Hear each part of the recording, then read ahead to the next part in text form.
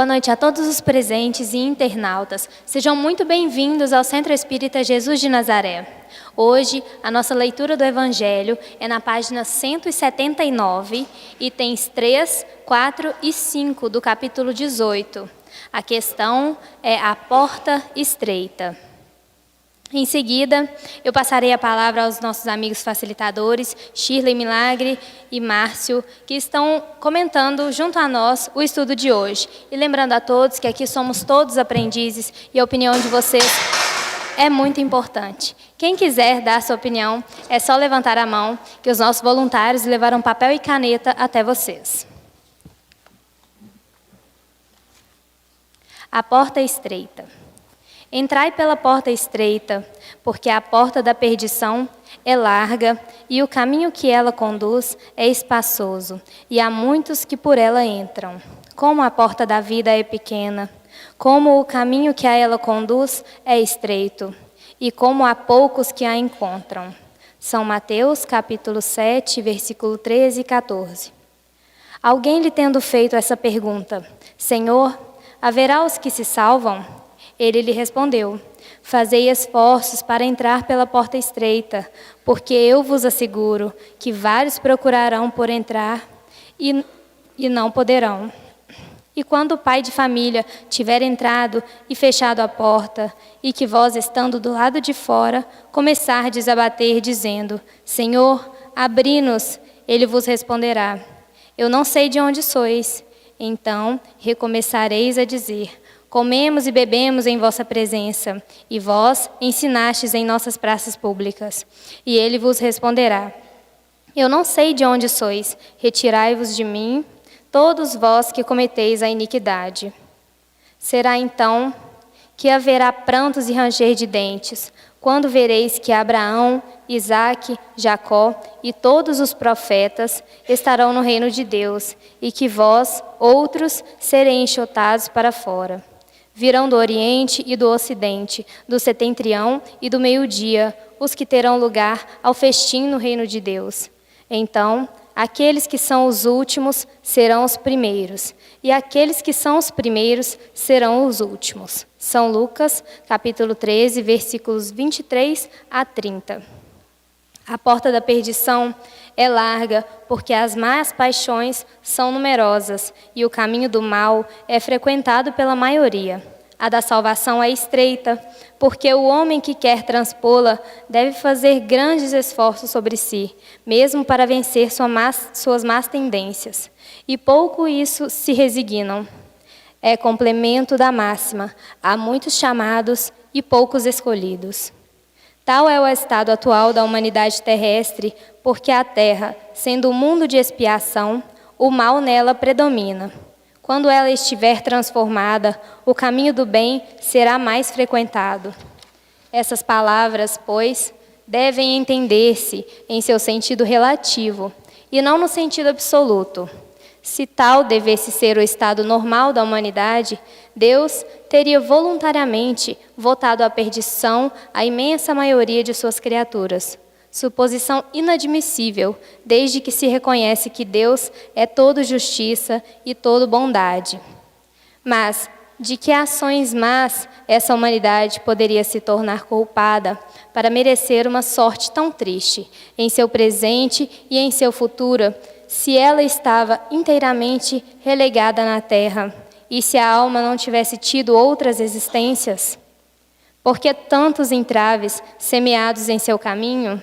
Por que essa porta tão estreita, que é dada ao menor número transpor, se a sorte da alma está fixada para sempre depois da morte? É assim que, com uma unicidade da existência, se está incessantemente em contradição consigo mesmo e com a justiça de Deus. Com a anterioridade da alma e a pluralidade dos mundos, o horizonte se amplia. A luz se faz sobre os pontos mais obscuros da fé. O presente e o futuro são solidários com o passado. Então, somente se pode compreender toda a profundeza, toda a verdade e toda a sabedoria das máximas do Cristo. Boa noite, pessoal. Aí, ó, cada dia está melhorando mais, né? É com muita alegria que nós vamos iniciar o estudo do Evangelho, nessa quarta-feira abençoada, né? Eu dou a todos uma boa noite, aos internautas também uma boa noite. E o estudo de hoje vai ficar a explanação a cargo da nossa companheira Shirley, e logo em seguida a gente já vai dando as perguntas que estão aqui. Para aqueles que estão vindo a primeira vez na casa, sejam bem-vindos. E o estudo é interativo. Qualquer um que quiser fazer alguma pergunta, é só levantar a mão. Os companheiros nas laterais estão aí com o papel e a caneta, vocês podem fazer a pergunta e a gente, dentro das nossas condições, vai tentar respondê-las, tá bom? Então, sinta sua vontade e tenhamos todos um excelente estudo essa noite. Muito obrigado. Boa noite a todos. É uma alegria grande estarmos aqui novamente com vocês, com os nossos internautas, para a gente conversar um pouquinho sobre o Evangelho do Cristo, né? E toda vez que a gente vai estudar o Evangelho, a gente tenta pedir que a espiritualidade superior possa nos assistir, nos dando um entendimento, porque realmente, quando Cristo falou há mais de 2000 anos atrás, ele falava para um grupo de espíritos ainda muito atrasados do ponto de vista científico, do ponto de vista moral, do ponto de vista social, antropológico. Era uma realidade muito diferente da realidade que vivemos hoje. E então, muitas vezes, como qualquer pai, qualquer mãe, quando quer ensinar alguma coisa para o filho, utiliza muitas vezes de pequenas histórias que a gente chama de fábulas, né? Que tem um fundo moral. O Cristo, naquela época da nossa infância, em termos de humanidade, ele precisou de usar e de utilizar de muitos termos e de muitas histórias que, na verdade, a gente hoje dá o nome de parábolas, né? Mas é um comparativo com as fábulas infantis, né? Que às vezes parecem histórias que não têm muito sentido o que se fala, mas tem um sentido profundo no momento de interpretar. E a porta estreita, que hoje é colocada no Evangelho de Jesus, é exatamente isso, é um símbolo, né? A porta estreita é um símbolo. E a gente gostaria de chamar muita atenção, porque porta sempre significa passagem, né? Passagem de um lugar para outro. E neste caso especificamente, Jesus estava conversando sobre um tema que é a chamada salvação, né? E falando de salvação, ele se referiu e ele simbolizou o termo salvação como uma passagem por um caminho estreito e por uma porta estreita, né? Mas ainda, ele ainda coloca através de uma pequena história que essa porta ela fica aberta por um determinado tempo, né? Chega um momento que essa porta ela é fechada, né? E que aquele que não conseguiu fazer o caminho estreito e atravessar a porta estreita e ficando do lado de fora, ele não entra mais, né? Não passa mais por ali, né? Simbolizando para a gente o fechamento de um ciclo evolutivo, né? Então, isso tudo dentro dessa pequena passagem. E mais ainda, ele fala da questão dessa passagem na porta estreita, através do muitos os chamados e poucos os escolhidos. Quer dizer, os últimos serão os primeiros serão os últimos. No sentido que, muitas vezes, nós que somos espíritos eternos, temos tentado receber o esclarecimento, o entendimento da vida espiritual há muitos séculos. Mas o arrastamento da matéria, que ainda impera muito sobre nós, acaba nos conduzindo a tomar atitudes, a alimentar pensamentos, emoções, que estão muito mais de acordo com uma vida materializada do que uma vida espiritualizada. E isso acaba nos atrasando na marcha evolutiva e nos deixando na condição de espíritos ainda necessitados de um mundo de provas e expiações. Nos tirando, então, nós mesmos, através da nossa atitude, nós tiramos de nós mesmos a oportunidade de participar de um mundo de regeneração, né?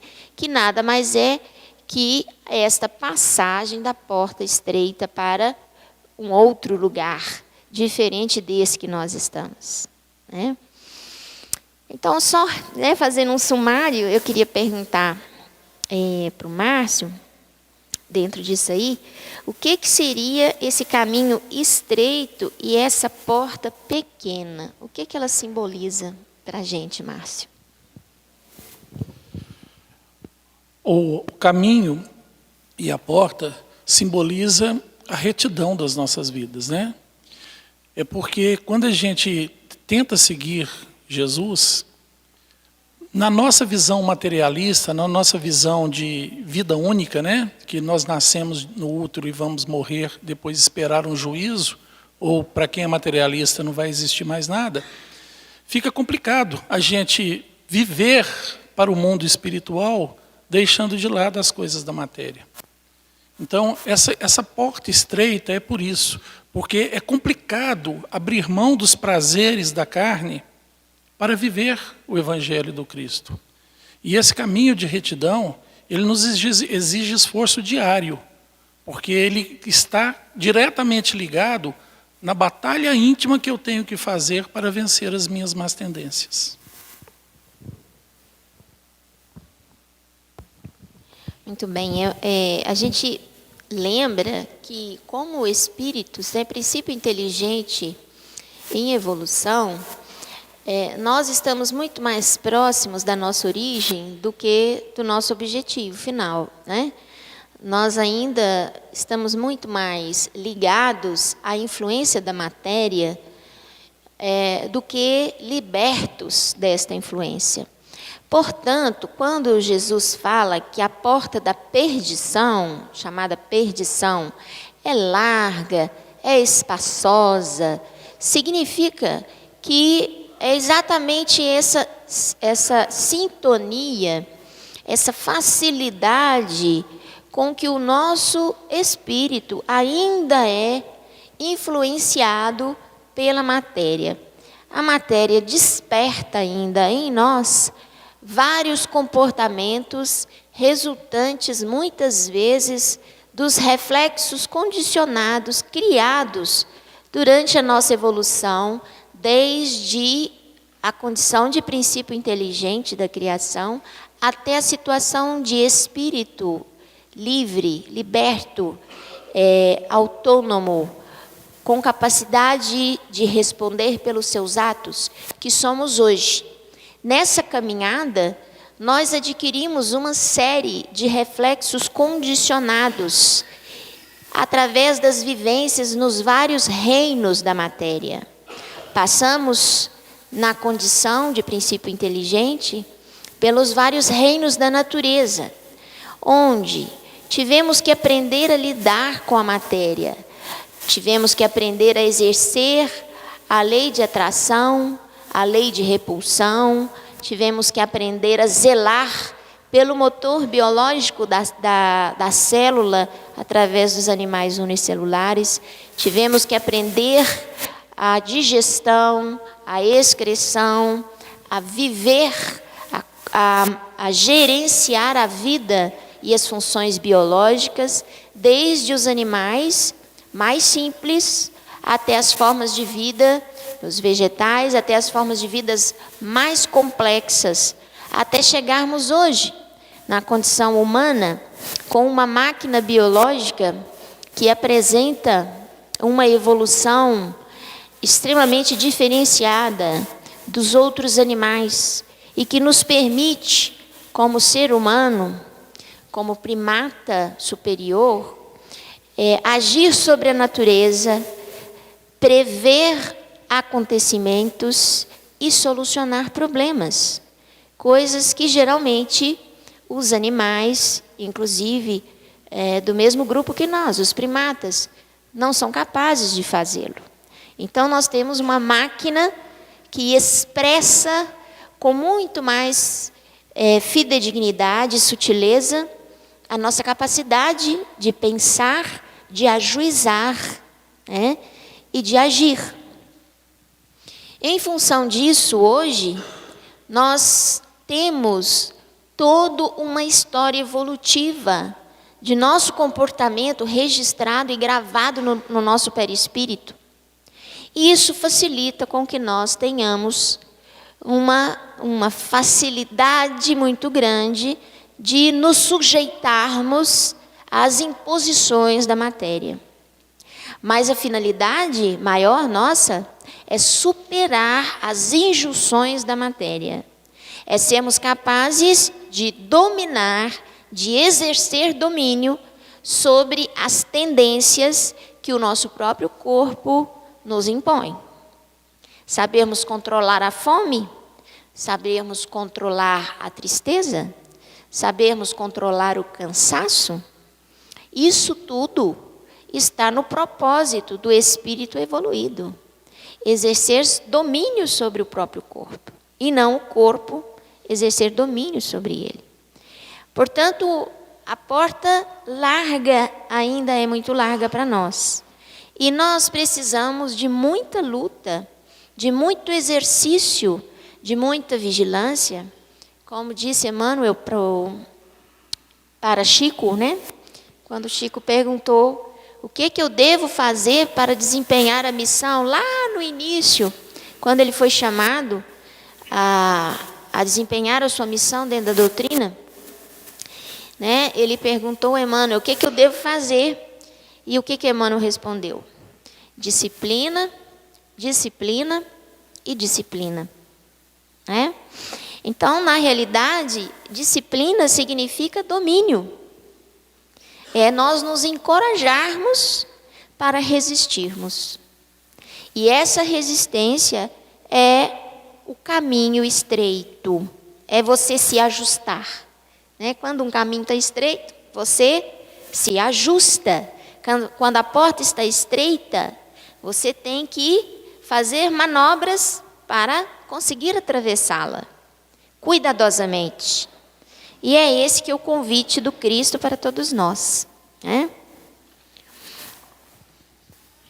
Márcio. Muito bem. Como diz nosso companheiro Sérgio Bebiano, né? Muito bem. A primeira pergunta que tem aqui é até interessante, está bem dentro do que a Sheila acabou de dizer. Por que o caminho que Jesus nos ensinou tem que ser tão difícil e exigir tanto de nós? Né? É justamente o que a Sheila estava tentando passar para a gente ali. Não é que é difícil. Ele é difícil por causa da nossa condição evolutiva ainda, por causa do nosso egoísmo, do nosso orgulho. Fica difícil entender e vivenciar esse caminho estreito, essa porta estreita. Por quê? Porque nós estamos acostumados a viver no mundo físico, pensando como seres mortais, né? Pensando como seres materiais. Só que a doutrina espírita ela vem nos trazer o ensinamento e a verdade de que nós somos seres espirituais num corpo físico. Né? O corpo físico nada mais é do que o uniforme que eu uso para estar aqui nesse planeta. É o escafandro de carne que nós estamos dentro dele. Eu não sou o corpo, eu sou um espírito imortal. E quando eu começo a me ver como espírito imortal, né, que essa vida que eu estou nela hoje é apenas mais uma de milhares que eu já tive, e hoje eu sou o somatório de todas as minhas vivências, todos os aprendizados, tudo aquilo que eu já venci, tudo aquilo que eu já trabalhei, eu trago comigo hoje. Né? Deus é um Pai de tanto amor que quando Ele nos permite voltar ao útero de uma mulher, né, para voltar ao planeta, o cérebro físico bloqueia as lembranças da vida passada. Por quê? Porque a lembrança dos absurdos cometidos por mim, dos crimes que eu já cometi, das pessoas que eu já lesei, eu já ia nascer depressivo. Eu já ia nascer revoltado de lembrar de tanto mal que eu causei. E também porque no nosso núcleo familiar estão nossos maiores compromissos. Muitas vezes o meu irmão foi um inimigo do passado. Minha mãe pode ter sido um inimigo do passado. Meu pai pode ter sido um inimigo do passado. Eu posso ter sido inimigo de todos no passado. E Deus me dá a oportunidade de nascer naquela família para que o laço afetivo e o laço de amor comece a se construir ali. E se eu lembrasse dos crimes, ficaria muito complicado fazer essa volta, né? Então, o caminho é estreito por causa do nosso egoísmo, do nosso orgulho, da não aceitação, de achar que eu tenho que prevalecer. A minha opinião tem que ser a que vai seguir. Porque eu vejo o mundo aos meus olhos. E eu queria que todo mundo visse o mundo da forma que eu vejo. Eu ainda não entendo que o outro é um indivíduo como eu, mas ele tem uma vivência, uma experiência diferente da minha. E às vezes aceitar uma situação de conflito e sair da melhor forma possível desse conflito, olhando o outro como um irmão e percebendo que se uma pessoa está agressiva, está ofensiva, é porque ela está mais necessitada que eu. Mas não, o que eu faço? Eu acabo me irritando também e o conflito é armado. Né? Quantas vezes a gente ouve aqui no acolhimento fraterno, pessoas se queixando porque foi ofendido, foi maltratado, porque não é compreendido, e a gente fala assim, você tem que orar para essa pessoa. Não, você está doido. Vou orar não, isso é difícil demais. A pessoa acabou comigo, você quer que eu reze por ela? Sim. A gente tem que entender que uma pessoa, quando está bem consigo mesmo, ela jamais machuca o outro. Jamais. A pessoa em desequilíbrio é que machuca, que ofende, que nos fere. E ao invés disso, o que eu faço? Eu me encho de cólera, de ira, de revolta, abaixo a minha vibração e entro na mesma sintonia dela. Aí são dois doentes a ser tratados. Não é difícil seguir Jesus. Não é.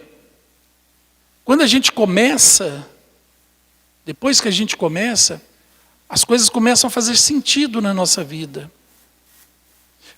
Porque não é fácil, gente, não é fácil. Vocês acham que é fácil para nós estarmos aqui tentando passar para vocês as lições da doutrina espírita? Elas não são nossas. O que a gente fala aqui é de acordo com o que está na codificação. Mas isso não quer dizer que nós também fazemos. Então, às vezes, é muito difícil para nós estar aqui passando coisas que talvez que eu ainda estou elaborando dentro de mim. Nós ainda estamos trabalhando isso também, porque nós não somos bons e perfeitos. Pois se nem Jesus aceitou o título de bom, né, ele diz que bom é só Deus, quanto mais nós. Então a gente luta constantemente, mas a doutrina espírita ela fala para a gente assim, reconhece-se o verdadeiro espírita pelo esforço em que ele emprega a vencer suas más tendências. Olha que delícia. Né? Então, é quando a gente já começa a se esforçar. Nós vamos escorregar? Vamos. Nós vamos cometer erros de novo? Vamos. Mas não porque a gente quer. Não porque o mal está em mim. Não porque eu tenho vontade de machucar e de ofender. É porque eu ainda estou invigilante. Lembra quando Jesus falava assim, vigiai e orai? O que eu devo vigiar? Eu vou vigiar meu carro, meu patrimônio, a minha esposa, meu marido, meus filhos? Não. Eu tenho que me vigiar 24 horas por dia. Eu tenho que vigiar meus atos, meus pensamentos e as minhas palavras, para ver se está em equilíbrio, para ver se está em construção da minha felicidade e da felicidade do meu próximo. Se em algum momento eu perceber que uma dessas três coisas não está boa, Então é hora de eu orar. Orar é entrar em contato com quem me criou, com Deus. Falar, Pai, alguma coisa não está legal. Eu estou em desarmonia. Mande bons espíritos para me orientar. Se for algum companheiro do passado ao qual eu lesei e hoje me persegue, que ele seja tratado primeiro que eu, porque ele precisa mais. Mas venha também ao meu socorro, Senhor. Traga-me equilíbrio, traga-me bons pensamentos, para que eu eleve a minha vibração, saia daquela sintonia ruim e tenha bons pensamentos. Nem Jesus respondia de bate-pronto. A Bíblia sempre nos mostra, Jesus quando ia fazer alguma coisa, ele refletia, escrevia com o dedo na terra, pensava. Porque como encarnado, ele também estava sujeito a influenciações, apesar de ser o maior espírito que nós conhecemos. Mas ele refletia sobre as suas respostas. Nós temos que refletir o tempo todo o que passa no meu coração, o que passa na minha mente. Que atitude eu estou tomando, que palavras eu estou dizendo, que caminho eu estou seguindo. Eu preciso estar no caminho reto. E Jesus, quando falou, quem quiser seguir-me, pegue a tua cruz e siga-me, ele não disse que ia carregar a cruz para ninguém. Ele disse que era para pegar a cruz e seguir. Essa cruz fui eu quem construí. Essa cruz ela é construída pelos erros cometidos durante a minha existência imortal. E eu tenho que carregá-la, porque ela é de minha responsabilidade. Essa cruz são as dificuldades que a vida me traz, os problemas, os conflitos, as doenças, as dores, as decepções, as traições. Essa é a cruz que eu carrego. E mesmo assim eu sou capaz de seguir Jesus. E quando eu começo a seguir Jesus, eu começo a perceber que a cruz está ficando leve. Mas não é porque o Cristo está carregando ela comigo. É porque ele diz que o amor cobre uma multidão de pecados. E quando eu começo a trabalhar o amor, a cruz vai perdendo força. E eu vou me sentindo cada vez mais leve. Não é difícil seguir o Cristo, mas nós temos que começar. Bom, tem uma pergunta aqui, muito interessante. O que acontece com os espíritos que são equilibrados? Tipo, espíritos que são bons, e o que acontece com os ruins? Eu vou aproveitar essa pergunta para trazer o segundo questionamento, que é o seguinte: o que é salvação? Está dentro dessa pergunta. O que é salvação? Quando a gente pensa em salvação, eu não sei se vocês pensam assim, mas toda vez que eu pensava em salvação, eu pensava em ficar livre de problemas. Eu pensava, salvação é uma vida sem problemas. Isso é salvação. Em que eu sou feliz o tempo todo, estou alegre o tempo todo e não tenho problemas nenhum para resolver. E na realidade, não é essa a verdade. Quando se fala em salvação, na verdade a palavra certa seria libertação. Seria libertação. Seria libertação do nosso sofrimento, no sentido de quê? De nós não sofrermos porque temos problemas. De nós não sofrermos porque às vezes nos decepcionamos. De nós não sofrermos porque muitas vezes somos frustrados nos nossos desejos, nas nossas intenções. Então, a palavra correta seria libertação. E os espíritos que conseguem trabalhar o seu ego e tornar o seu ego o chamado self, de Joana de Ângeles, que é a individualidade soberana, preservando as suas características adquiridas até então, na sua imortalidade, em toda a sua caminhada, mas sabendo amar o outro como a si mesmo. Então, quando nós atingimos essa condição de amar o outro como a nós mesmos, nós estamos caminhando para o self e deixamos de ser egocêntrico, egoísta, né? E aí, esses espíritos que conseguem essa mudança interior, o que acontece com eles? Né? Qual que é o mundo que está depois da porta estreita? Na realidade, não tem nada de tão diferente assim. Nós vamos continuar reencarnando, nós vamos continuar avançando em ciência, nós vamos continuar avançando na tecnologia, nós vamos continuar cuidando da sobrevivência do corpo físico que nos foi dado e que sofre ao longo do tempo modificações genéticas e está sendo aprimorado pela própria natureza. Então, nós vamos continuar cuidando do corpo físico durante as reencarnações. Continuaremos desencarnando, voltando para o plano espiritual e tornando a voltar aqui no plano físico. Só que nós enfrentaremos todas as nossas dificuldades com muito mais alegria, paciência, com muito mais esperança e tranquilidade. E certamente teremos uma convivência, uma vida de relação, uma sociedade altamente protetora. Nós estaremos irmanados e preocupados em nos proteger uns aos outros, independente da raça, do credo, da etnia, do país de origem. Então, esse é o mundo melhor, esta é a salvação proposta.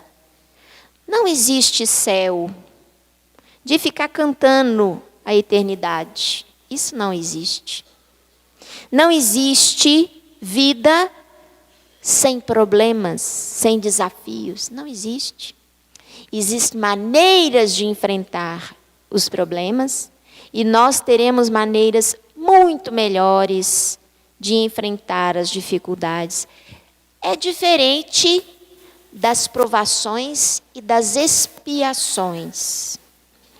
Certamente que o espírito que conseguiu passar pela porta estreita, ele não terá necessidade de passar por expiações, por provas duras, porque ele já se capacitou, ele já conquistou a paciência, ele já conquistou a brandura, ele já conquistou a delicadeza, ele já conquistou a ética, a honestidade, a fraternidade, a solidariedade necessária para viver num mundo como esse. Num mundo como esse. Vamos dar um exemplo muito simples, que é aqui da Terra, não é de mundo evoluído, mas que configura para a gente mais ou menos as grandes diferenças. Quem já viu a reportagem sobre os países escandinavos? Alguém viu nessa reportagem, quem não viu, deveria ter assistido, onde muitos comércios e supermercados lá, não existe caixa. A criatura vai lá, pega o que necessita, passa no caixa, passa o seu cartão, ou deixa o seu dinheiro, pega a sua sacolinha e vai embora. Não tem ninguém te vigiando, não tem ninguém conferindo o dinheiro que você colocou lá, não tem ninguém no caixa do supermercado. Aí eu pergunto, imagina isso no Brasil. Então, isso é só para simbolizar para vocês, é um símbolo que eu estou dando para vocês.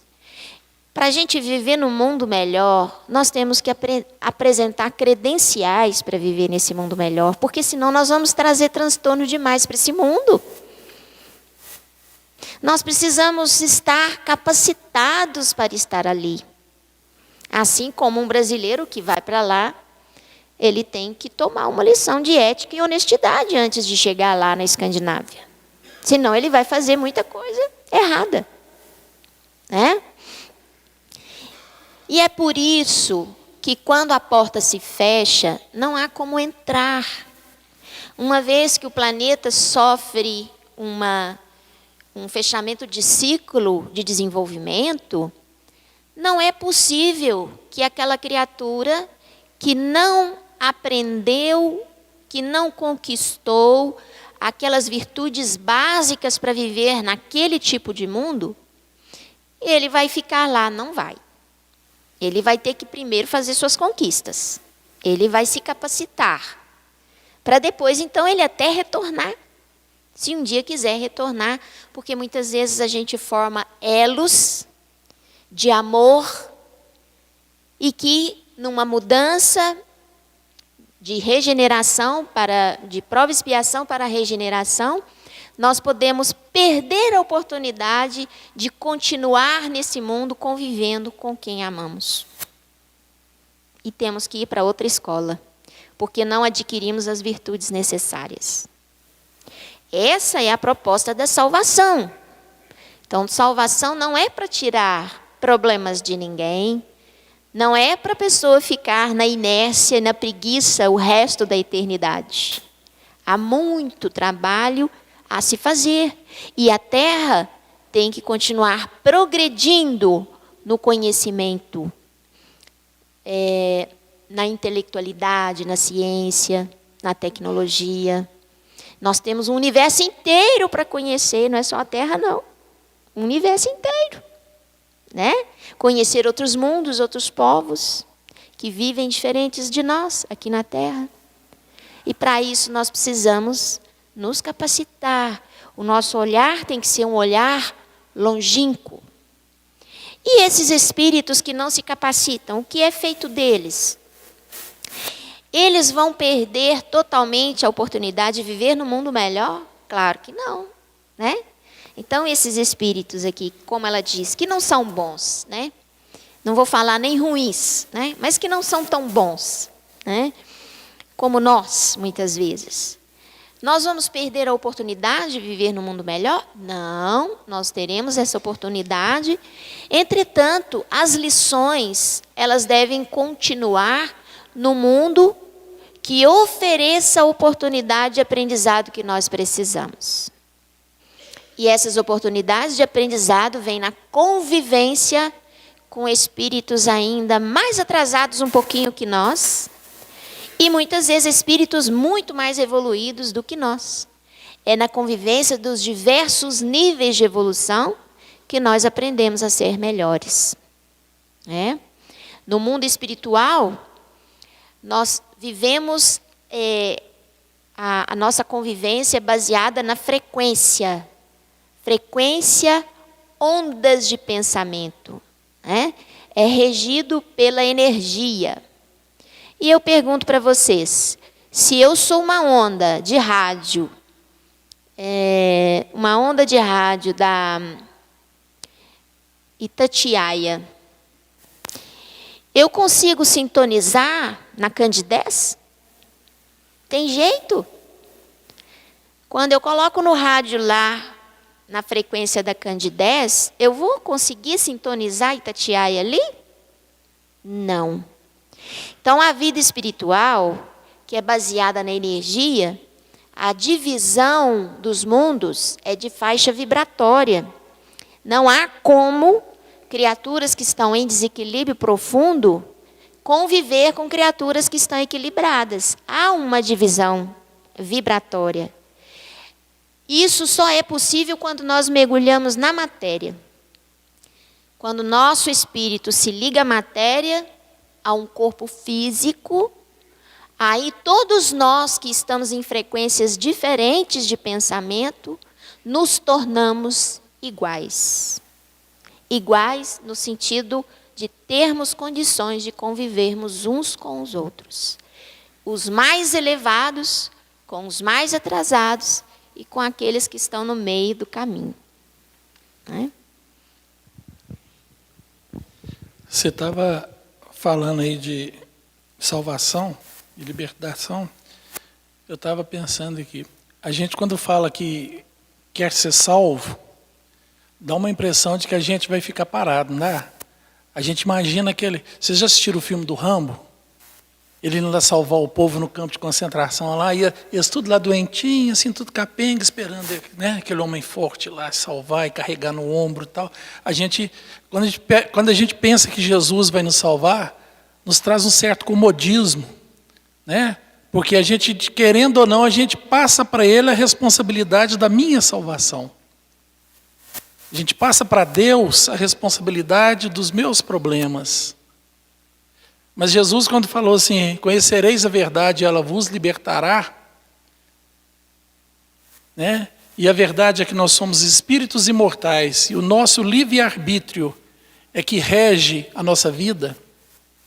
Tudo o que nós passamos é em detrimento das minhas escolhas, de vidas passadas e dessa, e que a responsabilidade da minha vida e do meu futuro está nas minhas mãos, porque só eu decido, ninguém mais. Aí eu vejo que eu fico liberto. Eu me liberto. Porque eu sei que depende de mim. Porque Deus quer o melhor para mim. Jesus está do meu lado o tempo todo. Vai, você consegue, você é capaz, você não desanima não, levanta, continua. Mas Ele não vai carregar a cruz para mim. Né?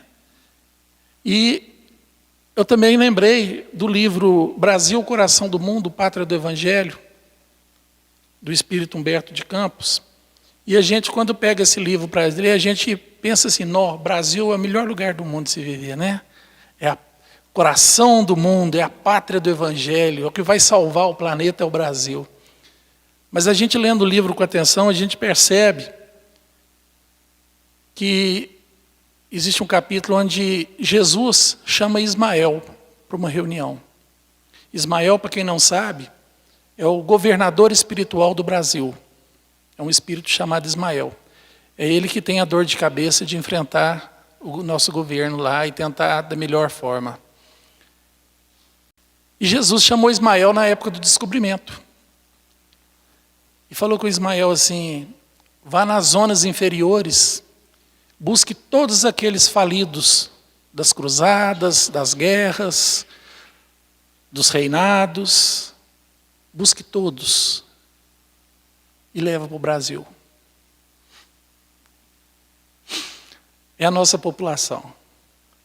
Todos aqueles que falharam nas suas missões durante a história do planeta. Aí a gente percebe que quando fala que o Brasil é coração do mundo, é porque aqui é uma grande oportunidade de começarmos a desenvolver o amor. E é a pátria do Evangelho, porque trouxe todo o Evangelho para cá. Vocês perceberam quantas religiões cristãs existem no Brasil em relação aos outros países? A oportunidade da divulgação do Evangelho do Cristo nas igrejas evangélicas, na igreja católica, nas doutrinas espíritas. Então aqui é a grande oportunidade de regeneração das almas. Não é à toa que nós estamos aqui, né? Chegou uma pergunta aqui para nós agora, fala assim, sobre os espíritos que fazem o mal, como estrupos, é isso mesmo? E outros males, queria desejar o bem para eles, mas não consigo. O que devo fazer? Desejar o bem para eles. Né? Desejar o bem. Ou pelo menos não desejo o mal. Né? É aquilo que eu falei antes. Uma pessoa bem consigo mesmo jamais faz mal a alguém. Nós temos que entender que a nossa idade biológica não é a nossa idade espiritual. Né? Nós fomos criados por Deus espíritos. E para a gente fazer uma média planetária, hoje nós somos cerca de 7 bilhões e meio de espíritos encarnados, e existe uma população espiritual em torno de 23 bilhões, então a população da Terra aí, entre encarnados e desencarnados, está em torno de 30 bilhões de almas, ao qual Jesus é o nosso tutor. Né? Nós não fomos criados ao mesmo tempo, no estralar de dedos de Deus. À medida que Deus vai vendo necessidade, o universo vai se expandindo, as mudanças planetárias vão ocorrendo, os espíritos são criados. Então, para a gente ter uma média planetária hoje, para quem acha aí que está com 50, 60, 70 anos, está com 15, né, em plena juventude aí, nós estamos em média entre 3 a 4,5 bilhões de anos de criação. Essa é a nossa idade espiritual. Né? Então, se nós temos essa média entre 3 a 4 bilhões e meio de anos, quer dizer que, quanto mais antigo o espírito é, tende a ser mais manso e pacífico. A nossa idade biológica mesmo mostra isso, não é verdade? Quanto mais a gente vai amadurecendo, mais a gente vai se tornando mais compreensivo, mais manso, mais pacífico. Né? A gente tende a pisar no freio, né? Tirar aquela aceleração da nossa vida. Imagina isso na nossa vida imortal, como espíritos imortais. Quanto mais antigo é o ser, ele já teve mais oportunidades de construir em si. Quanto mais jovem é o ser, mas ele troca os pés pelas mãos. Ainda não tem conhecimento, não tem a vivência, não tem a experiência.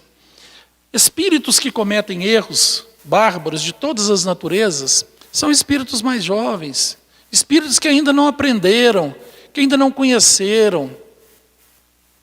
Eu tive uma experiência uma vez, já tem uns 15 anos atrás, logo quando saiu um filme do Mel Gibson, Paixão de Cristo, acho que é isso mesmo que ele chama. Eu fui assistir com um grupo de amigos, e eles eram mais jovens que eu, esse pessoal, nessa época. Nós fomos para a casa de um deles e nós fomos assistir. Eu estava impressionado. Eles, na faixa aí de 25 a 35, 40 anos, a maioria deles não sabia, nunca tinha visto um filme de Jesus, nunca tinha lido a Bíblia, nunca viu a história de Jesus. Eles estavam perguntando, por quê? Por que fez isso? O que é aquilo? Eles não conheciam a história de Jesus. E todos eram usuários de drogas. Menos eu, gente. Graças a Deus, nessa encarnação eu passei liso. Não porque eu sou melhor, mas é porque quando eu era usuário de drogas, criminoso, bandido, em vidas passadas, eu aprendi que aquilo me fazia mal.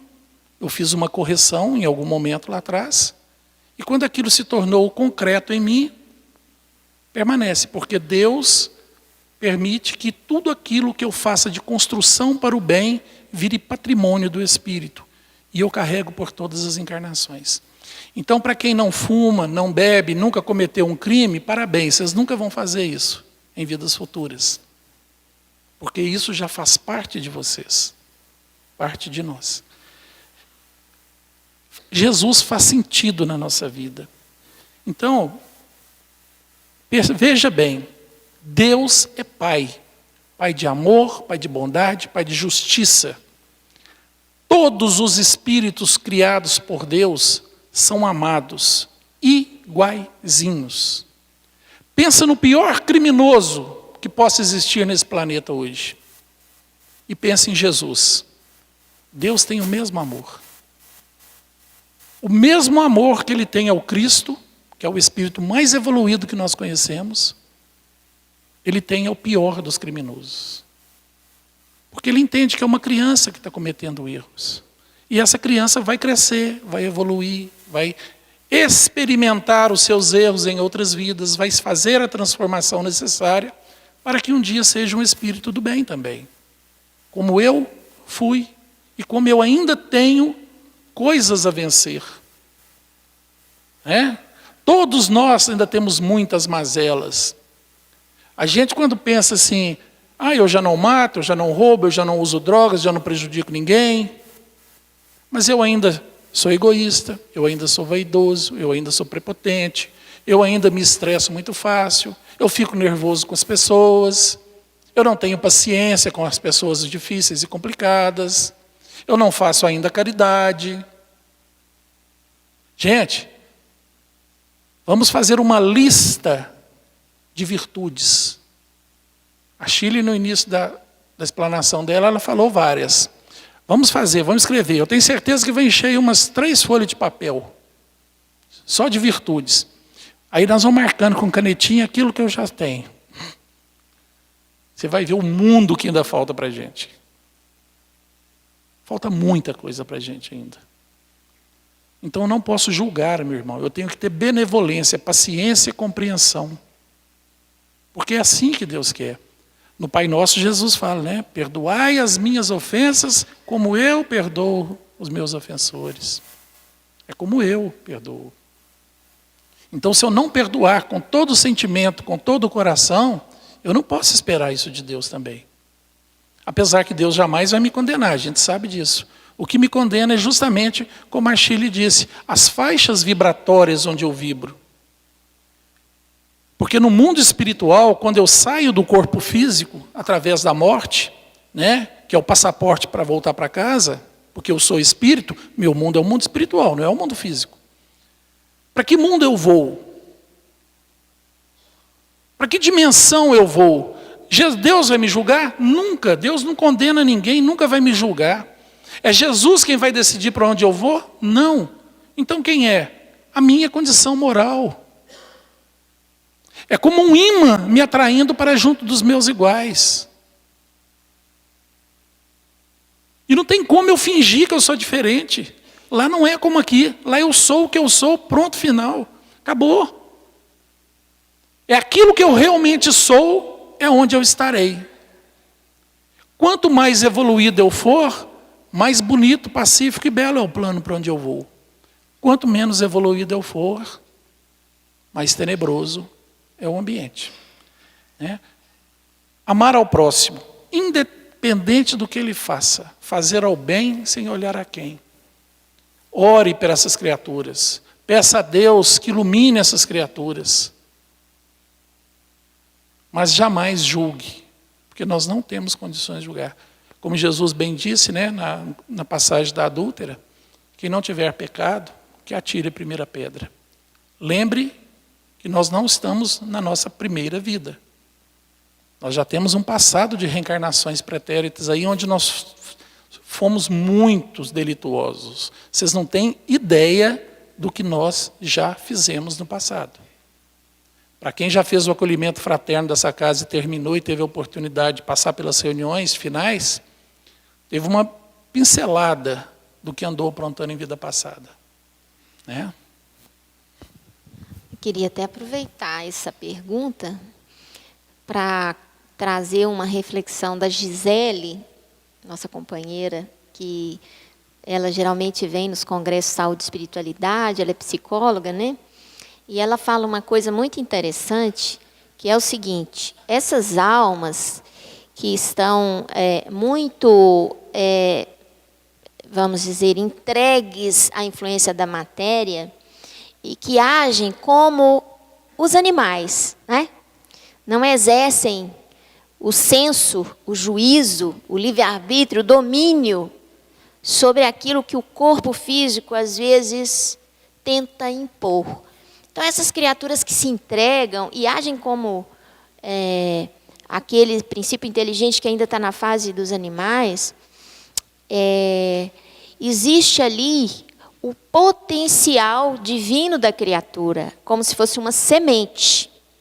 E se nós não somos capazes de amar a criatura como ela o é hoje, que façamos um esforço grande para enxergar na criatura a semente divina que ela traz dentro de si.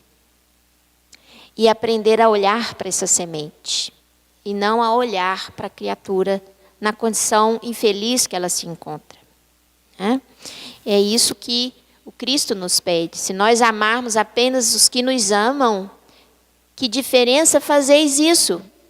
Não fazem assim também os publicanos? Se amardes somente os que vos amam, que mérito tereis nisso? E muitas vezes é muito difícil para nós amar uma criatura tão delituosa, né, que provoca tanto mal a outra criatura. Eu sei que é difícil. Mas então, ao invés de amarmos aquela criatura e aquele comportamento, né, que nós consigamos amar a semente divina que essa criatura traz, porque ela potencialmente será um anjo no futuro. Deus queira que ela caminhe rápido e que ela vença e que ela passe pelas as expiações e provas necessárias. Porque uma coisa, gente, é o seguinte: a gente confunde muito amar com, vamos dizer, eximir a criatura do processo em que ela se envolveu. Não é isso. Quando eu amo uma criatura e me coloco em oração por ela, como essa que foi citada aqui, não significa que isso vai tirar dela o resgate que a lei divina pede para todo aquele que comete um delito diante da lei do amor. Ele vai ter que resgatar isso com a sua própria consciência. Ele vai ter e vai pedir, certamente, as provas necessárias para que ele possa corrigir esse erro com uma carga de misericórdia, de amor que ele vai ter que aprender a ter. E muitas vezes passando por provas extremamente difíceis. Então, essas criaturas que cometem erros graves, elas já estão por si só, diante da sua consciência, penalizada por elas mesmas. Não é preciso que apontemos o dedo e nem que vamos condená-la. Ela, diante de sua própria consciência, vai impor a si mesmo o resgate de todo delito cometido diante da lei divina. Então, o que nós podemos fazer da nossa parte, se nós não somos capazes de amar, pelo menos não desejar o mal, e sempre pedir a Deus que possa amparar e proteger a esses que se encontram caídos, para que se levantem e consigam ser melhores. Porque essa educação divina não é a correção pela penalização do sofrimento, mas é a correção pela educação da alma. Essa é a proposta. Lembrei de uma história que aconteceu, parece que foi no estado de São Paulo, uns 15, 20 anos atrás. A senhora perdeu o filho assassinado. Era o único filho dela. Ele foi assassinado. E ela ficou sabendo que a pessoa que matou o filho foi criado nas ruas, não tinha pai, não tinha mãe, não tinha família, não tinha ninguém por ele. Ela o adotou. Ela passou a visitá-lo na cadeia, levava roupa, alimentos, sentava do lado de fora para ler a Bíblia para ele. Ela o adotou como filho. Já que ele levou o único filho dela, ela o abraçou como filho. Quem de nós faria isso hoje, gente?